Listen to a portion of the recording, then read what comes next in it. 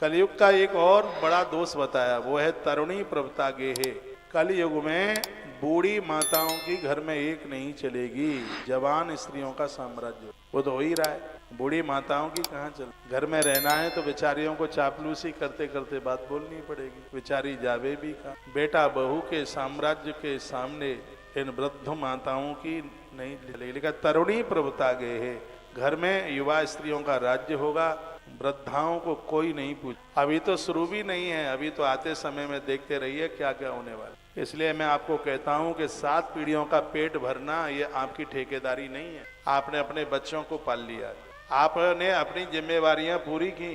अब इन जवान बच्चों को पता तो लगे कि पापा बनने में कितना क्या क्या लगता है। इन्हें ऐसे ही बिना मेहनत के आप पिता बनाने वाले हैं, इनके ऊपर जिम्मेवारी आने। तुम कब तक इनके लिए करते रहोगे? तुम करते करते बूढ़े हो गए, तुम अभी तक अपने लिए कुछ भी नहीं कर पाए। 2.5 दिन रह गए हैं मरने के बस। जब तेरी डोली निकाली जाएगी तो पंडित जी से पंचांग नहीं खुलवाया जाएगा। जब तेरी डोली निकाली जाएगी तो बिन मुहूर्त के उठा ली जाएगी। उन हकीमों को कहो यो बोलकर करते थे किताबें दावा खोलकर, ये औषधि हरगिज खाली न जाएगी जब तेरी डोली निकाली जाएगी। का ऐसी ऐसी दवाई दें, का नहीं मरोगे, लेकिन फिर भी मर गए। जीवन बहुत अल्प है, बहुत थोड़ा सा, और ये बहुत बड़ा ज्ञान है। इतनी बड़ी मूर्खता है, आदमी 7 पीढ़ियों के लिए लगाए। इनको संस्कारीय बनाओ, इन्हें संपत्ति देने में न लगे रहो, इन्हें निकम्मा मत बनाओ, इन्हें कामचोर न बनाओ।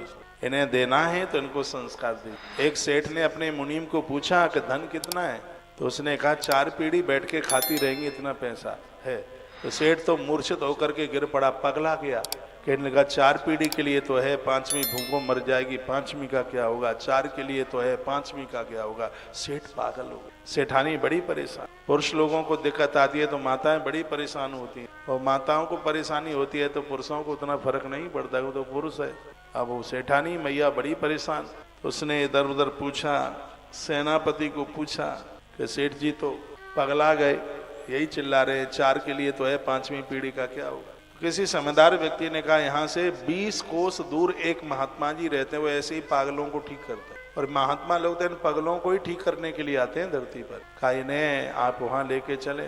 तो बैलगाड़ी चलती थी उस समय, सेठ जी को बैलगाड़ी में डाला और सेठ जी पूरा रास्ता भर चिल्लाते जा रहे हैं, 4 पीढ़ी के लिए तो है, 5वीं का क्या होगा? 4 के लिए तो है, 5वीं का क्या होगा? गुरुजी के दरवाजे तक पहुंचे। गुरुजी ने जैसी आवाज सुनी तो गुरुजी तो समझ गए कि मरीज कैसा है। अच्छे डॉक्टरों को आंखें पढ़ के ही पता लग जाता है।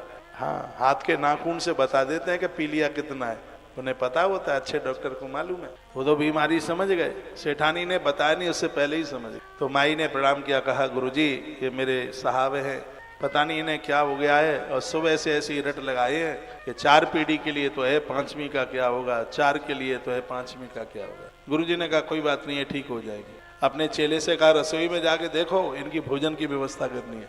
साधु भोजन पानी के लिए पहले पूछता है। कहा देखो जाके। तो चेले ने जाकर के देखा, कहा गुरुजी अभी के लिए तो पर्याप्त है, लेकिन सुबह के लिए बिल्कुल नहीं। गुरुजी ने कोई बात नहीं है, व्यवस्था करो। सेठानी ने कहा गुरुजी लाद के लाए, कहाँ इनको खाली करवाएं? गुरुजी ने कहा हमें जरूरत नहीं है, क्योंकि हमारी रसोई में है इसलिए। तो सेठानी ने कहा गुरुजी अभी के लिए ही तो हो जाएगा। तो गुरुजी ने कहा जिस परमात्मा ने आज दिया है वो कल भी व्यवस्था करेगा, हमें काहे की चिंता? तो मैं गिर पड़ा, कहा जय हो गुरुदेव, मुझे 5वीं पीढ़ी की चिंता है और तुम्हें सुबह की चिंता नहीं है।